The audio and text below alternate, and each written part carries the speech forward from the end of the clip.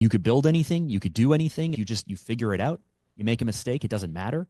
I've never been afraid to knock holes in my walls of my house because I knew you could just patch it up. And that's the same with anything, right? Like you don't be Yep. afraid to try, because the worst thing that's going to happen is you hire a professional to come and fix it for you later. But at least you might have the opportunity to do it yourself.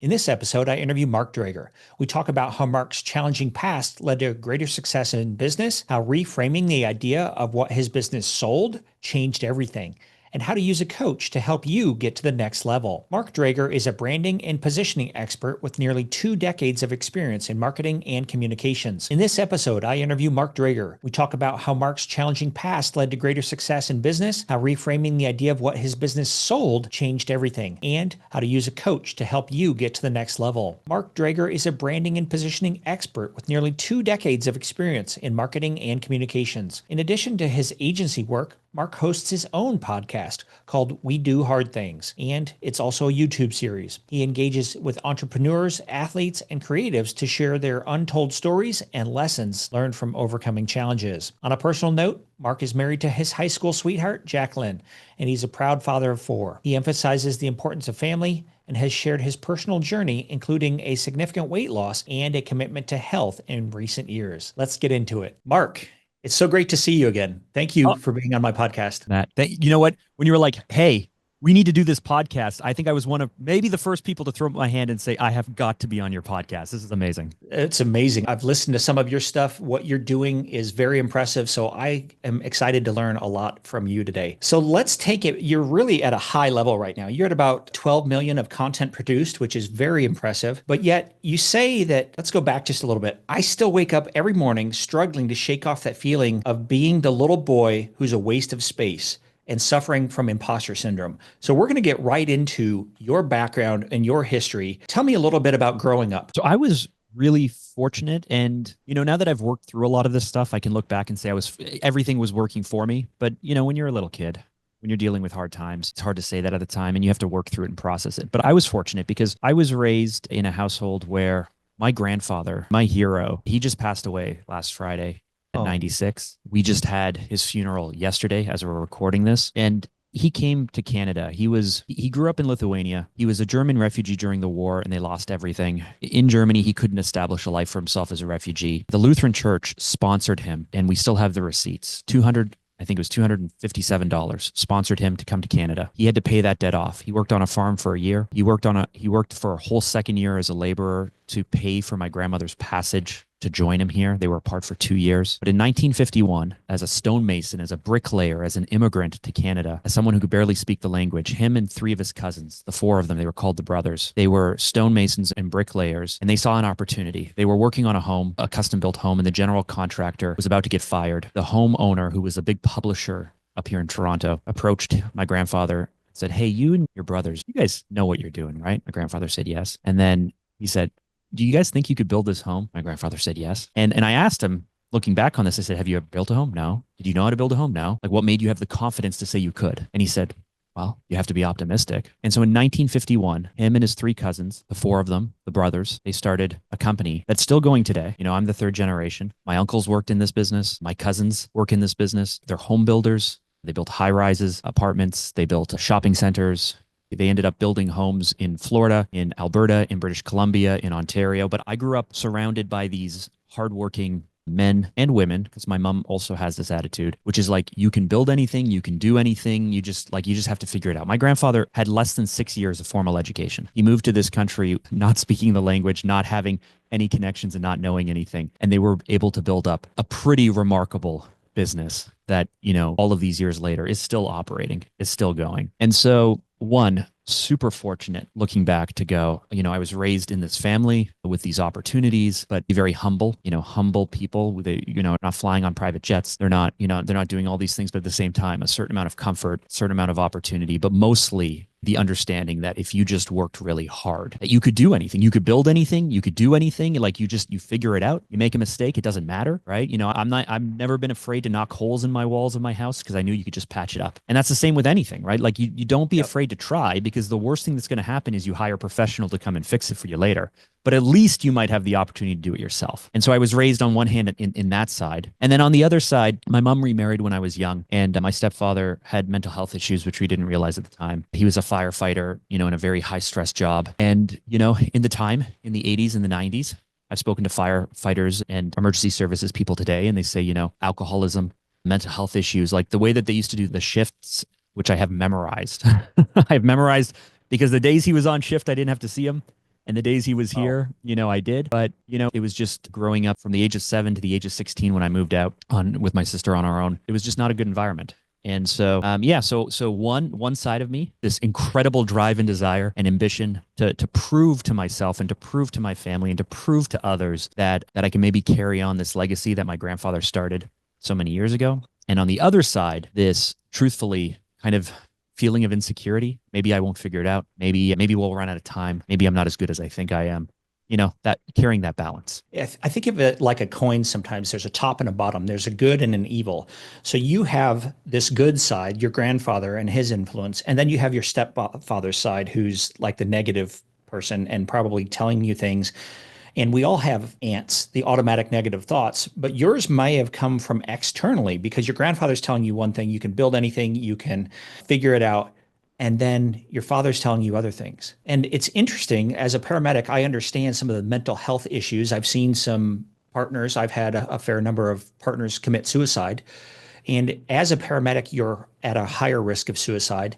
If you're a firefighter paramedic, you're 6 times the national average to commit suicide.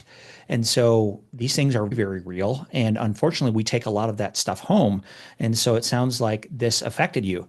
So what did you do from there? You said you left at 16. What's going on at home? What's that like? Well, I hit the point, I guess, where I remember sitting in it was grade 12 family studies, and we had someone who was an ex-prisoner come in and speak to an incarcerated person who came in and spoke to our audience and our class. And I remember him saying this thing where he said, I tell this story, and I tell this story all the time. And so he tells this story. And I remember the hair on the back of my neck standing up. And then he said, every time I tell this story, the people who really react to it, physically react to it, their breathing becomes shallow, they become uncomfortable, the hair on the back of their neck stands up. It usually means that you were raised in an abusive environment. And I remember having that reaction. And I remember sitting there thinking, but, I was never physically abused. I was never sexually abused. I was not like, it really was just about anger, and it was about all kinds of things like that. But ultimately, I hit the point where I guess where I live, when you turn 16, you are legally allowed to leave. Mm. And so you're not 18 yet, but your parents cannot stop you at the age of 16 from dropping out of school, from leaving the home. They cannot stop you. And so I turned 16, and I don't remember this, but my mom tells me I turned to her and I said, I don't know where I'm going. I don't know what I'm doing, but I can't live here anymore. And so I kind of pulled the ripcord, as I say, for your free falling, you pull the ripcord, you pull the chute. And I was still, again, very fortunate and very lucky that I was able to make that transition. So my sister, rather than going off to university, going off to college, living in a dorm, we agreed that we would live together because she was on her way out anyway. My mom was able to arrange for us to get a place for ourselves. My dad and mom, who had separated, we spoke to him, and he moved some of the child support to help cover some of our bills. I was already working at my grandfather's company doing ground maintenance. So I would spend all summer, working 40, 50 hours a week out in the heat, picking up trash and cutting grass and doing ground maintenance and cleaning out basements and stuff like that. So I would save my money, and we were able to get by. And it was great. My grades went up and we had so much more freedom. I met my wife about a year later, and she found me intriguing because I was this, grade 11, I guess, living, on our own. And she was like, that's weird and different. So, listen, it was a time and it was a place. But what took me into my 20s and into my 30s to even figure all some of the stuff out and even address it, that was work that I ultimately had to do. And again, now I'm at a place where a year or two ago, my younger brother was getting married. My stepfather was going to be there. I was really uncomfortable leading up to it, but I saw him there. And I saw him through adult eyes now, not through, the eyes of a teenager. And I saw him for who he is. And I understand now a bit of perhaps why he acted the way he did. I still don't agree with it. I still don't think it was great. But, as you get out a little older, as you face some of these things, again, with adult eyes, I can let that stuff go. Did you ever feel sorry for him when you saw him again? Yeah. I mean, I don't think he would ever listen to this, but truthfully, pity. It's when someone makes the choices that they make for year after year, you can only go and as you age and as you isolate yourself more and as you burn more bridges and as you turn away more relationships, yeah, if anything else, it's no longer anger or fear or any of that stuff. It's, eventually you can look at a person for who they really are. And I'm just gonna do my thing. Yeah. My wife and I were talking the other day, and it was this idea of a lot of people start making decisions, and hopefully they're making good decisions, but there's kind of this fork in the road, right? You can make bad decisions and you can go bad and those compound, or you can make good decisions and it's good, good. Was there ever a time where you were like, I see what he did in his life and I don't want to be that person? I see what my grandfather's done and all the good things. Where was the fork in your road that got you to start heading down the path where you are today? Yeah, I mean, I understand what you're saying, but honestly, that was a chapter of my life. And I was very young. I lived with him and at home from the age of 7 when he came into our lives to 16. And then after that, I worked for a long time just to kind of put it behind me. So there was never this like clear reflection of who I want to be and who I don't want to be. If anything, it was more a motivator as a child or as a young boy to say, one day this will come out. One day, I went to film school. And the reason I went to film school is because I wanted to tell stories. And so maybe it's a coping method. Maybe, I don't know what it is, but I would always check little things off in my head and say, oh, one day I will tell a story. One day this will come out. One day, and for public speakers or for anyone who's a trained speaker, there's always this joke like when you have traumatic hard times, you can go, well, here's another keynote, here's another chapter in my book. And so it was never this, I don't want to be this, I want to be that. It was more, how do I put this behind me? How do I ignore it? How do I run away from it? But more the drive to, to make my grandfather proud, to live up to what I watched my uncles do, more of that side. Okay. All right. So how did you get into the business that you're in right now? We'll fast forward a little bit. So I went to film school because I wanted to be a documentary filmmaker. And when I graduated, I worked in television. So I worked in news. I was a teleprompter operator. I was the person who's rolling the teleprompter so that way the weatherman can say the right things. And so that way the news person can do it and the sports person can do it. And so I worked as a camera operator for television, as a teleprompter operator. And I was speaking to some of the older folks who were further into their career. And this is all freelance work. This is all contract work. You get paid your day rate. And if they like you, they bring you back. And if they don't, they never talk to you again. And they said, well, it's going to take about 10 years to get established. And I was thinking, I do not want to live precariously for 10 years just for the opportunity to get here at 7:30 and turn a dial for, live news or something. It just seemed silly to me. So I actually ended up getting a job at an internet marketing franchise through someone, and I ended up working at the franchisor. So this is in 2005, 2006. I don't know if our listeners remember what the internet was like in 2005 and 6, but I can remind you there was no social media. YouTube at late 2006 was just launching with, 2-minute videos. Facebook was just starting up. And I remember someone turning to me and saying, it's like MySpace, but you can share photos. So, back then we still did things with dial-up internet. Our videos that we were shooting and compressing were these tiny little glitchy things. So I worked at the head office and I was responsible for producing communications and corporate videos and marketing videos for each department. So we had franchise development marketing, we had operations, we had the training. So if someone bought a franchise, they would come in-house, they would do all these online training. And it was one of the greatest experiences I could have had because I was basically dropped at the age of, I think I was 21. So at 21 years old, I'm dropped at the head office. We have 1,500 offices in 90 countries and territories. I would fly out to each conference. I would record all the training and then I would edit all the training and then I would have to push out all the training. So I sat through, really complex and expensive 5-day sales trainings, recording everything, editing everything. And I had to understand it to be able to produce it. So if I ever didn't understand a piece and know what to cut and what to leave and how to structure stuff, I would go to subject matter experts in the company and I would have to learn what it is they were trying to share for each department. And so we learned about, when Google ads were first launched. I remember someone standing up at a conference and going, for 13 cents, you get someone to your website. And we were like, whoa, that's amazing. And we learned about segmentation, audience segmentation. What's the difference between, someone who's searching for a red pair of Nike shoes versus someone who's doing research for just the best athletic shoes in general, two different buying intents and the segmentation of audiences. And so I ended up learning all of this stuff and it was amazing. And ultimately I ended up going to the CEO of the company and saying, hey, for all of these business reasons, it doesn't make sense for me to be here. You should let me leave. You should outsource the work to me. And then I would take the equipment. I would take you as my first client. And then you would basically finance the equipment to me. And then I would work it off slowly by doing work for you for free to take it. You would pull me off your books. And he said, great idea. And so we ended up launching the agency that I'm still running today. And I mean, lots happened in the 20 years since 2006 when we launched, but we can get into that if you want to. So that's your origin story. It was basically you separating from being an employee to now being a small business owner. Yeah, but hold on. It sounds great, but the pitch I gave my wife at the time. So this was the week my daughter was born. My daughter's 18 now. I was holding her, for the first time, and my wife just graduated college, so she wasn't working. I was the sole breadwinner. I was making $45,000 a year in Toronto, which is like a very high cost of living environment. And I turned to my wife and I said, you know what I should do? I said, I want to quit and I want to start my agency. And here was the pitch. Are you ready for this? It was, if I make 45 grand a year working for one company, imagine how much money I could make if I worked for 10. Yeah. That was all the business sense I had. Now, if you're listening to me and you say, that's a good idea, I'm going to tell you, do a bit more research on how business works. That is not how business works, but that is what I thought we could do at the time. I love that you were holding the baby at the time that you proposed this pitch. It's kind of like a ransom note, right? Like, this is our first baby. So, here we go. So what happened after that? What happened in the first 12 months? Oh man. Oh yeah. Hell broke loose. So, the reason why I left the company I was at was because we were doing a lot of work we shouldn't have been doing. There was no we were a shared service. So each department could call on us, but there was no way to prioritize which project or which department was best. There was no way to say whether we should spend a month on something or a day on something. So I said, the whole pitch to leaving was, hey, as soon as you have to spend hard dollars on this work, everyone in the company is going to question whether it's worth it or not. And that worked so well that they didn't do anything.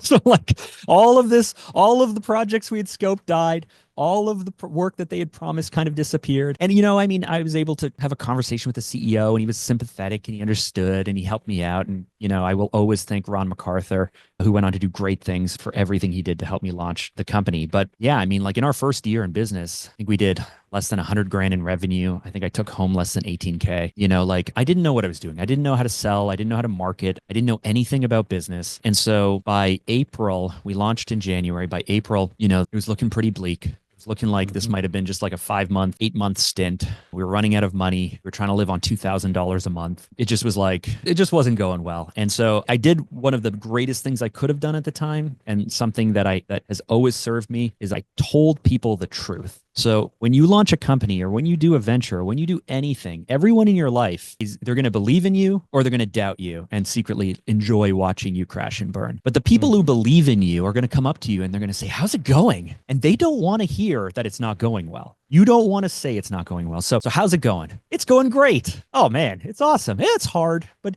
it's going good. We're figuring it out. It's great. And so you say that and you say that and you say that, but it's not going great. It's not going well. That you're running out of cash or running out of runway or you're making mistakes. Or it's just so much harder than you thought it would be. And so I don't quite remember how, but at some point I just told someone the truth and they were like, oh, you need to speak to Frank Milner, a guy in my network who I'd previously worked with, who I didn't realize had left the company and was becoming a business coach. And this guy was the head of national sales at a company called Aramark, which is a large supplier of food and food services for hospitals. And anyway, he just had all of this sales experience. And so I reached out to him and I explained my situation and he came in and he looked at my books. He looked at what we were doing and he looked at how I was selling. And Matt, let me tell you how I was selling in the old days. So I would say, we are a video company. And people go, great. And I go, do you need videos? And they go, no. I go, oh, okay.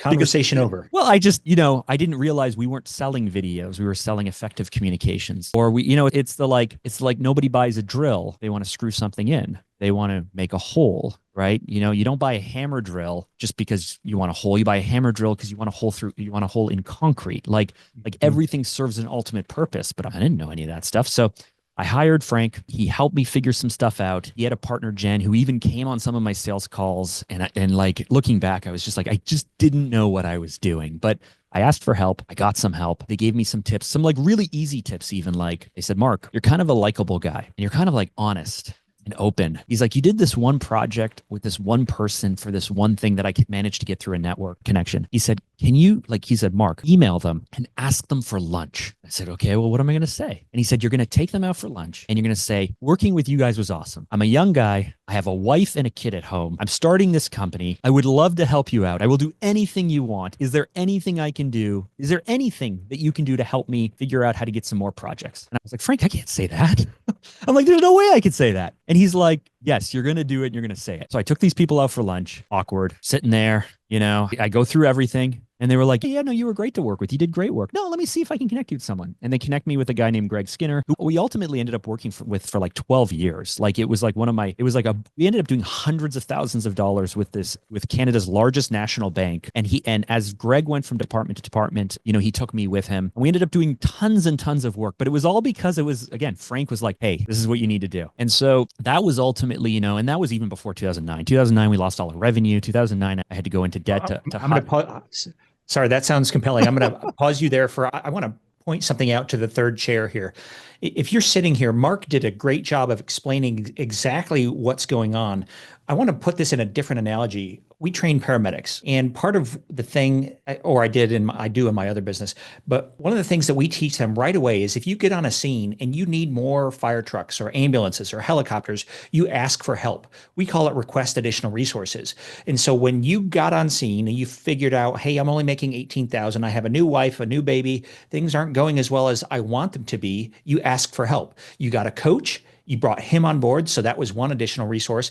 And then you found another person and you asked for a testimonial. And through this collaboration, you kind of hitched your wagon to his and you were able to start climbing. And that's when things went absolutely gangbusters for you, except they didn't. Well, so I will say, like, you have to, it's when we tell these stories, you have to be hardworking. You have to be humble. You have to have a skill set. And so people get into trouble when they start new things and they don't have those things aligned, right? Like, so the thing was, I was willing to put in the time. I was willing to work hard. I did have a skill set. I just wasn't capitalizing on it. So, but if you're starting something new, if you're trying something out, if you're getting into business for the first time, you may not even, again, the imposter syndrome, you may not even realize or leverage what you're great at. So first, ensure you have the work ethic, you have the abilities, that you are willing to bring it. And then if you do, then you can immediately start to leverage it. And so I find in business, people actually leverage too early. They leverage stuff they don't have. And we know lots of business owners who talk and never deliver. But if you're coming from a skilled trade of any kind into business, more often you downplay and do not leverage the true skill sets that you have. Let's unpack that a little bit more because this is also compelling. What do you mean leverage the skill sets that you already have? Can you give me an example of that? Well, sure. So give me, let's imagine someone who's a listener right now. Give me a business of some kind, a skill set of some kind. Let's say that somebody was working at a bank. They were a bank teller and they're not really happy there and they want to do something else.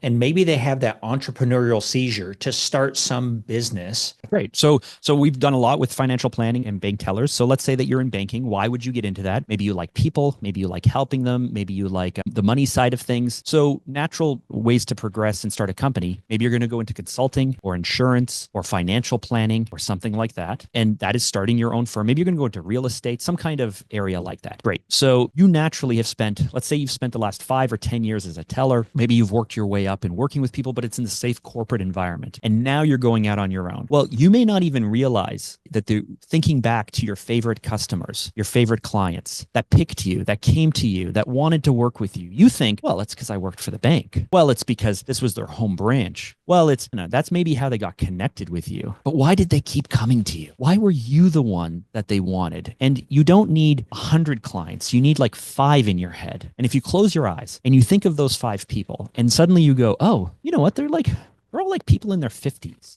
Or like, oh, you know what? They're all women who have recently gone through separation. Oh, they're all business owners who are struggling to do this. And then suddenly you can connect a few dots and go, well, they must have come to me for some reason. And if they've come to me for some reason, and there is some kind of pattern recognition that I must be doing something well. And if I'm doing something well, what is that? Is it because I'm understanding? Is it because I speak the same language as them? Is it because my background is in farming and I tend to work in the ag side of the business? Like this is literally the things that we tend to overlook in ourselves. And so when it comes, we can talk about branding, we can talk about sales, but when it comes to figuring out why people do things with you and how you can leverage that in your startup and your business, we cannot overlook culture. We cannot overlook background. And really the thing we want to start with is just why do people like you? Why do they trust you? Why do they turn to you? And that is the thing that most skilled people will overlook. They'll just take it for granted. I think it goes to two things. One is building an avatar of your future customer, especially as a business owner. You have customers who resonate with you, but then it's also that introspection of being consciously competent. So many people are unconsciously competent. They're really good at it, but they never stop to say, why am I this way? And what is it that people are connecting with me for? Yeah. The other challenge is, though, the better you are, the more you realize you're not that good, right? Like we,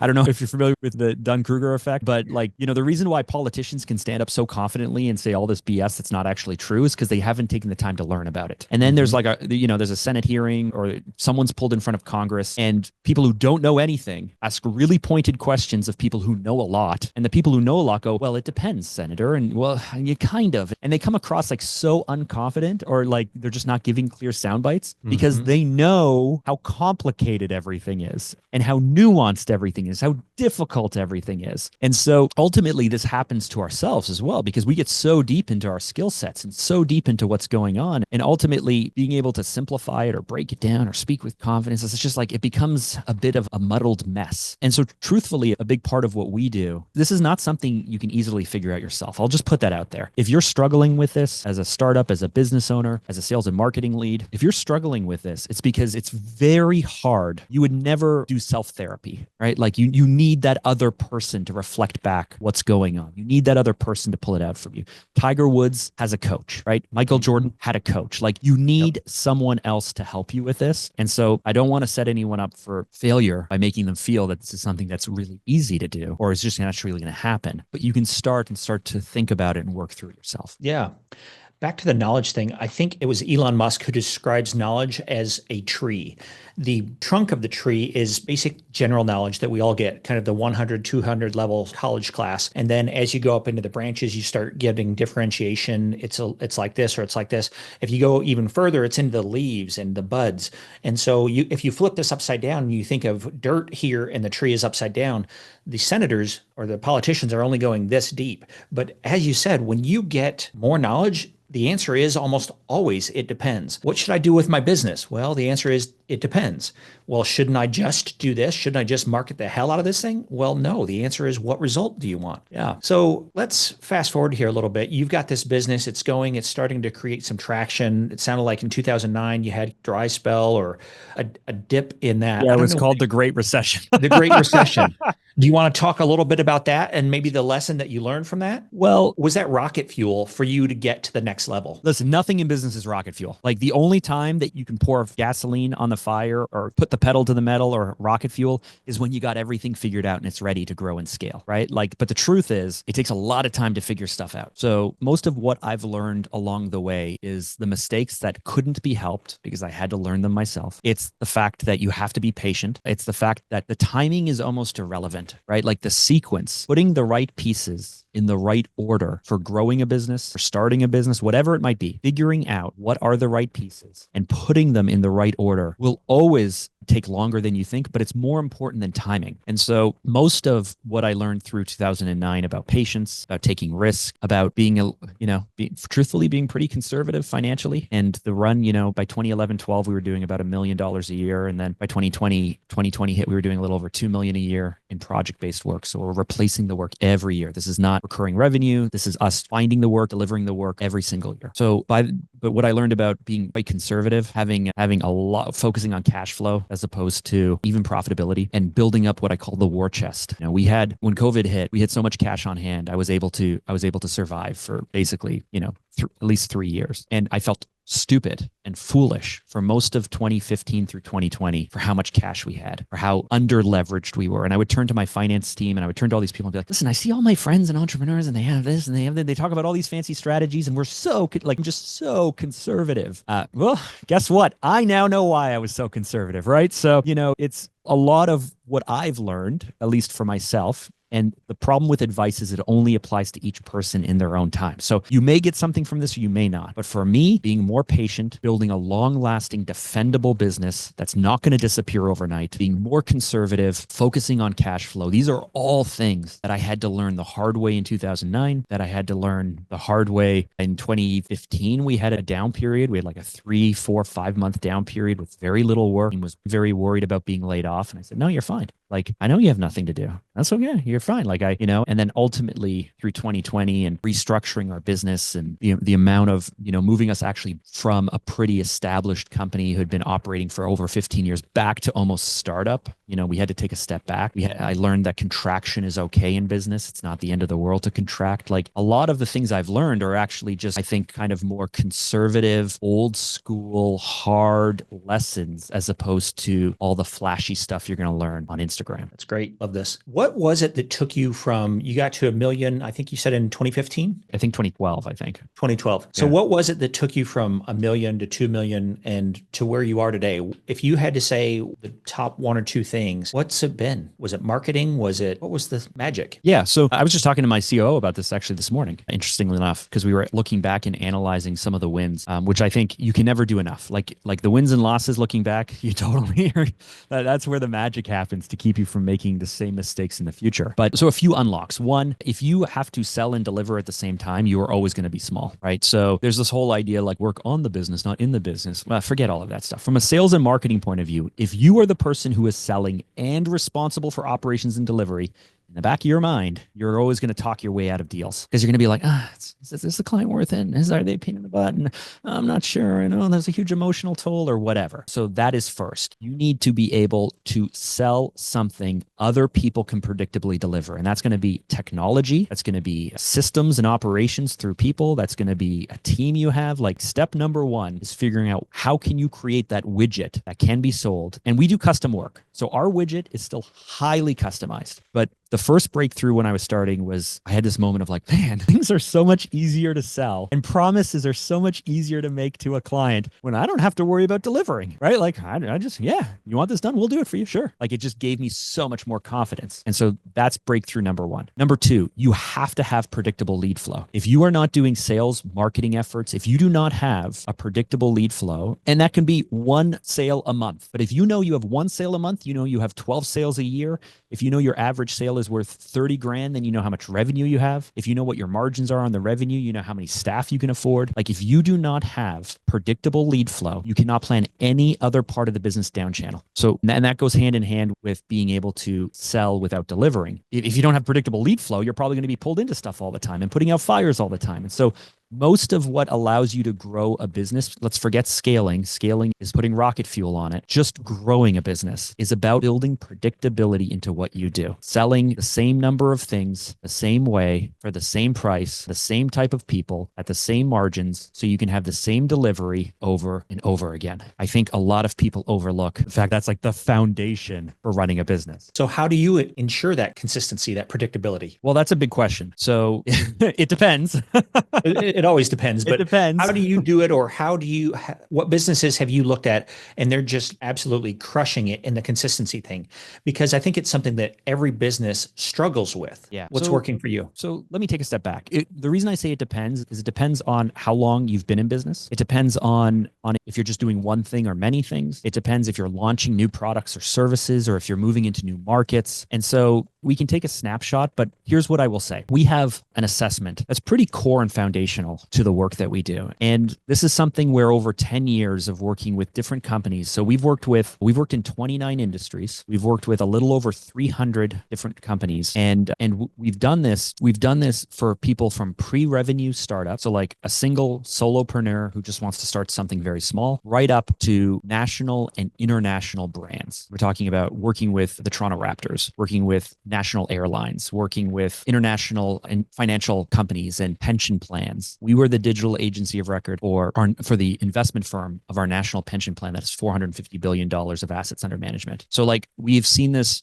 and we've worked in all these departments in all these industries. And at a certain point, you're going to recognize some patterns. And so I've developed this framework that works very well if you're thinking about starting a business, if you are in startup, or if you're in a more mature 7 or 8 figure owner managed business. And And it's called your core selling identity. And so can I walk you guys through this? Is that okay? Do you think it would be Yeah, that would be, beneficial? I think they would love that. Go ahead. Okay. So every business starts or leads with culture and the owner and their values. And this is because the decisions you make as a leader, which means where you invest and how you invest and who you hire and your org chart from a sales and marketing point of view, it's going to be driven by you, the leader, your comfort zone, your approach. And let me break this down. So we have three profiles. We have the hunter, we have the farmer, and we have the tribe leader.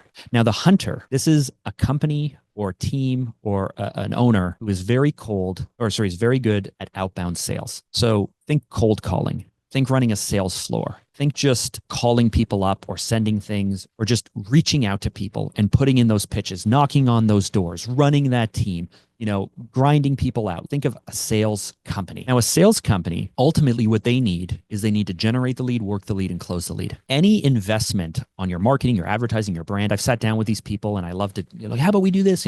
So any investment outside of generating the lead, working the lead, and closing the lead, they see as a complete waste of time and money. Because for someone who's very comfortable going out to the world and getting them to think their way and sell something, why would you launch a podcast? Why would you do blogs? Why would you do SEO? Like, unless it's going to generate the lead so my team can work the lead and close the lead. And so hunters, if you are a hunter, the way that you approach your branding, advertising, your marketing, your sales, it has to support that comfort level with this outbound approach. Now, the farmer, this is someone or a company that's very good at marketing. We've had clients who, we launch a marketing campaign for them and their lead count goes up. And within the lead count going up, there are more diamonds in the rough. There are more amazing clients, but then there's also a lot of crappy garbage leads too. And they go, why are all these garbage leads coming in? And we go, yeah, but look at the numbers. Like look at the numbers and look at how great it is. And they're like, ah. And so marketers, more often than not, love the platform, love the systems, love the data, will launch different ads on different platforms, and they will split test things and they will try things and they'll have landing pages and they'll run all these complicated pieces. And, you and I are in a mastermind group with a lot of marketers who, just talk to you about, well, you just do this, and then you do a tripwire campaign and it leads to this. And then on the back end, we do this, and then here it goes. And then it's going to have a webinar. And then my team follows up. And it's like this really complicated system. Right. And that's because these marketers ultimately want to build the endlessly scalable thing. Think about farming, right? Gosh, you do all this work, right? Like it's the spring and you got to till the ground, and then you got to plant, and then you got to spray everything, and then you got to wait, and then you got to hope the weather is good. And then ultimately at the very end, you harvest and you take it in and you get your cash crop, right? Like the big payment comes at the end of all of this hard work. Right. So that's why I call a marketing organization a farmer, because they do all of this work and effort, because when they crack that code, they will have their harvest. Now, the third is the tribe leader. And this is, I can't tell you how many people in lawyers, M&A people, accountants, professional services, people who are thought leaders, they've literally told me like, hey, I've been in business 40 years. I've never spent a dime on marketing. All my business comes from my network. Well, okay, cool. Like you must be really good at establishing partnerships and relationships, and you must be really good at networking or building a community, building a following on Instagram or following on YouTube. And so when you think about these three different very unique approaches to being able to market or advertise or capture leads or even sell the leads, where we get into trouble as business owners or as teams is where we don't realize, one, our innate style. So if you're a tribe leader and you're great at building community, and then you go to a conference and they say you need to hire a sales floor and you're going to run gong so you can do call tracking to determine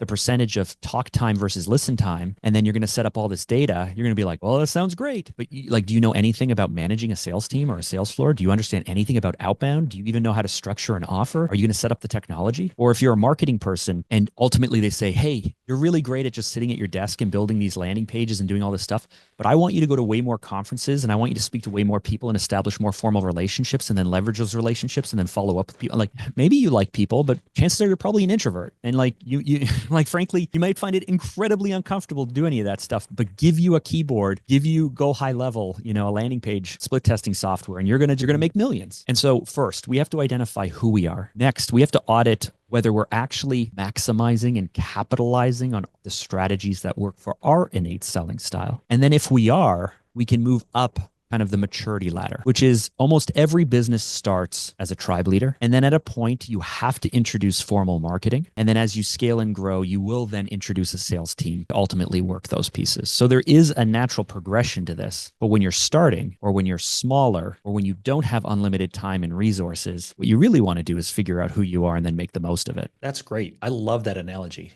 That's excellent. What do you think the biggest mistake that business owners make with regard to all of this? It's getting really excited about the possibilities of what a vendor or partner or an agency, a software, right? Like Matt, come on, let's be honest. Like, have you bought books that you've never read? Yes. I'm looking at a bookshelf behind you. Have you read all those books behind you? It's a green screen, Oh, but you cheater.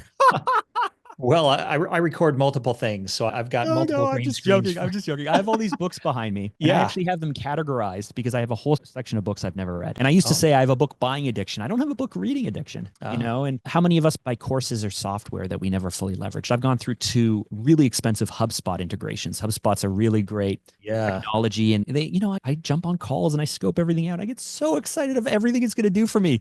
And then I don't use a fraction of it. And then a year or two later, I go, why am I spending $26,000 a year on this thing? And I cut it. Yeah. And so, like, truthfully, the biggest trap any entrepreneur can fall into when it comes to branding or advertising or marketing or sales. And I keep separating those because, listener, these are all very different things. But the biggest trap we fall into is thinking that someone's going to save us, or this is the one thing I need to do to crack the code and make it work, or that if I just throw some money at it, it's all going to work out. And then when it doesn't, sometimes it does, but when it doesn't, because we didn't quite know what we were doing, we didn't really understand what we were asking for, or we didn't realize that this was just the first of 10 investments we need to make, because this is great, but it's not going to go anywhere unless we go all the way through it. Or when we realized that the agency we hired was all talk and no delivery. Or here's one more, we think one person. We're in a world of specialization. I started by specializing in video marketing and communications, which became, so it was communications that became marketing, marketing became advertising became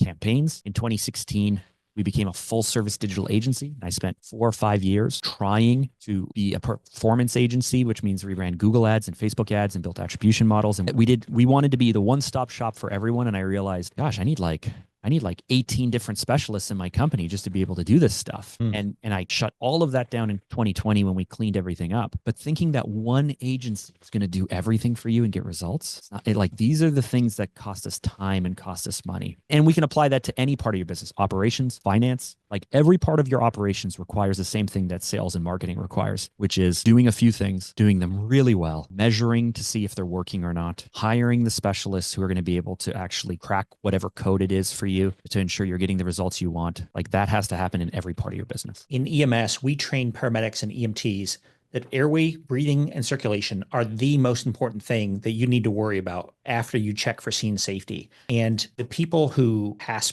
EMT and pass paramedic and go on and do really good things in the world continue to rotate around those three things. And it doesn't matter whether you're in the middle of a war zone, whether you're delivering a baby on the interstate, airway, breathing, and circulation. And when you start getting outside of that and you start thinking that toe pain is more important than their airway or breathing or circulation, that's when people die. And so if you focus on those few things as a first responder, people live. They don't always live, but at least they have a better chance of living.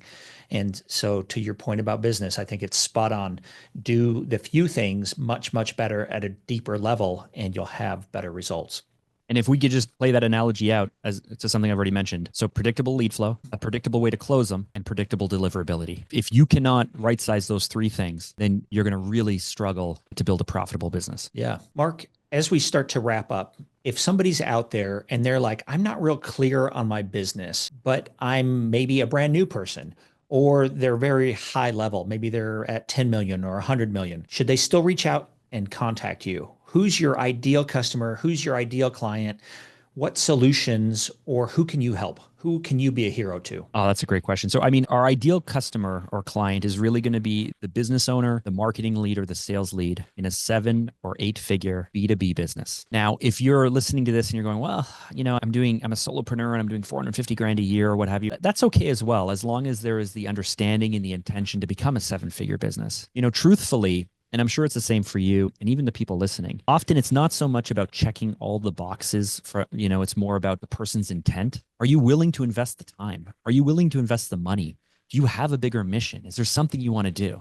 Now, if you haven't even started a business and you're not quite sure what you're doing or where you want to go, that's probably a little bit early for us. And I will say that we have a great podcast called How to Sell More. There's tons of amazing content on YouTube as well from us and from others. And there's a lot of things you can do. But if you're already running a 6-figure business and you're just itching to get to 7, if ultimately you're a 7 and 8-figure business in the B2B space and you're looking to sell more, we are the agency that people turn to for clarity. So like our mission is to help companies sell more. And the only way we can do that is by kind of figuring out, taking the really complex challenges or situations and figuring out what is the right thing to do. How should we spend the money? Because there's a million ways you can spend money and there's a million things you can do, but we only have limited time. We only have limited budget and resources. So we want to look for those low hanging fruit. We want to look to simplify things. We are the company that people turn to when, those shows where there's like a before and an after, right? Like there's the before of the makeup and the after of the makeover of the house, right? Move that bus, that old show, right? Like the before and the after.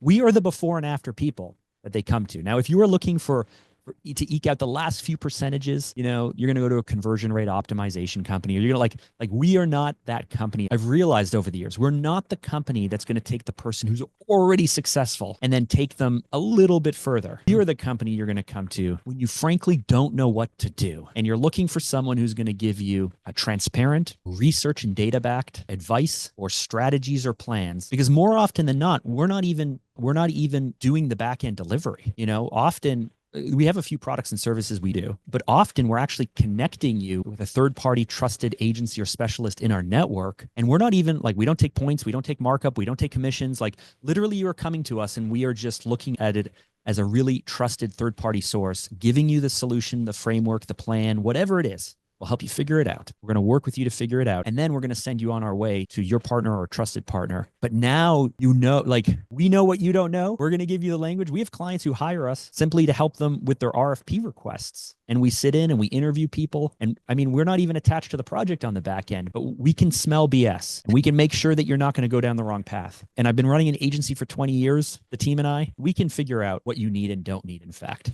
And so if you are willing to spend some time and money to put the right plan in place, then that's who truly we want to work. I love that. That's great. So if you're out there and you're an entrepreneur and you don't know what your blind spots are, Mark sounds like the guy that you need to call. We all have blind spots. I certainly have mine. If you want to know what mine are, ask my wife. If you want to know what your blind spots are in your business, you need to ask Mark. That's great. Mark, a couple more questions. What would you tell the 18-year-old entrepreneur? Actually, he or she's not even an entrepreneur yet. Maybe they're just getting out of high school, they're starting college, and they have a 0-figure business, but they have some ideas rattling around in their brain. What resources would you point them to? What advice would you give that person? Great question. My son is 16 and his friend, they want to start a business and they got into, crypto and they got into Facebook dropping and all this stuff. Number one thing I would say is learn strategies from the 80s and the 90s and the 2000s, because those business strategies will still apply. And so the first thing you need to do is you need to love business. I went to film school and I started a video production company, but I didn't love video. I ultimately realized I hired people who loved video, but I loved business. I wanted the team and I wanted the business. And so I would very much recommend first focusing on those fundamentals. So understand the game of business, understand how money works, understand what cash flow is, understand how to read a P&L or a balance sheet. Figure out, there's a great book called The Art of Profitability, which may be over your head. You may not even like it, and that's fine. But these are the types of things that I would focus on. And then I would look and follow, Jeff Bezos' advice, not what's going to change over the next 10 years, what is not going to change over the next 10 years. So right now, the trades are desperately needing people to get into them. Maybe consider getting into the trade because you might want to eventually become a contractor or a general contractor. It's not sexy, but I'm telling you, listen to Mike Rowe. I'm telling you, in 10 or 20 years, not only are they already outpacing the white collar people, but with AI and with globalization and with offshoring and with everything that's happening, things that are made here, work that has to be done with boots on the ground. So first, focus on those old school fundamentals. Second, develop your communication skills. That will always serve you in life. And then the last thing I will say is, if you want to be a strong business person or business owner, you will always have to be able to work with and manage people. And that took me a long time to understand and realize. It's still not one of my strengths, but hiring people, managing people, getting them to do what you want them to do, the way you want them to do them, when you want them to do them. This occupies a lot of time. Those are the areas that I would start in. And again, it's not fun and it's not sexy, but it's going to serve you for the rest of your life. That's excellent advice. I would say to that 18-year-old, if you haven't read Rich Dad, Poor Dad by Robert Kiyosaki, or Cash Flow Quadrant by Robert Kiyosaki, either of those books will explain the difference between an employee, a self-employed person, a business owner, and an investor. And I went to school thinking that I had to be an employee for the rest of my life. I didn't understand that there were things that the rich people teach their kids that the poor and middle class do not, as Robert's subtitler says. And he's absolutely right. So educate yourself. It's kind of like a snowball. Start small and grow and grow and learn and read books. The books behind me, yes, it is a green screen. However, if you were to see my library, I've donated more books than I've kept. But I'm an avid reader, and I think Mark is as well. And even the ones that you don't read, it's okay. Every book has about this much of it. It's usually about one page that is the core idea, and the rest of it is sometimes fluff. So don't be afraid that if you start a book and it doesn't resonate with you, see if you can find that main idea, and then you can put it back on your shelf. But keep learning and keep growing. Mark, what haven't I asked you that I should have? This has been a great conversation, and I don't know. We could have taken it any other way, which is why I love podcasting. I've been podcasting since 2016, I think, and part of what I love about it is it's a snapshot in time. So I don't think there's a single thing that you could have asked that, this is great. Well, great. Thank you, Mark. If they want to get a hold of you or they want to find you, where can they reach you? Yeah, listen, if you like a little bit of what I've shared today, I would suggest maybe checking out the How to Sell More podcast. You can find it on all of the podcast apps. You can find it on YouTube if you want to listen in. If you want to learn more about my agency, you can find us at salesloopbrand.com. Or, my email is even there if you just want to reach out. I'm not really on Facebook or Instagram anymore. I'm kind of social media out personally, but you can connect with me on LinkedIn. I am there all the time, and you can find me, you can connect, you can drop me a message saying that you heard me here on Matt's podcast, and I will be sure to jump into a conversation with you. Well, Mark, thank you so much for all the value you've added, not only to me, but to our listeners. I've really enjoyed the conversation. We should have you back again sometime. Anytime. Thanks, Matt. Thanks, Mark. Hey, real quick, we're building a community of entrepreneurs helping entrepreneurs. These are people just like you who want to start or grow their businesses and are ready to take the next step. If that sounds like something you want to be a part of, sign up and join us today. Want more? Click below for extra resources in our podcast vault. We have show summaries, action plans, and information about coaching.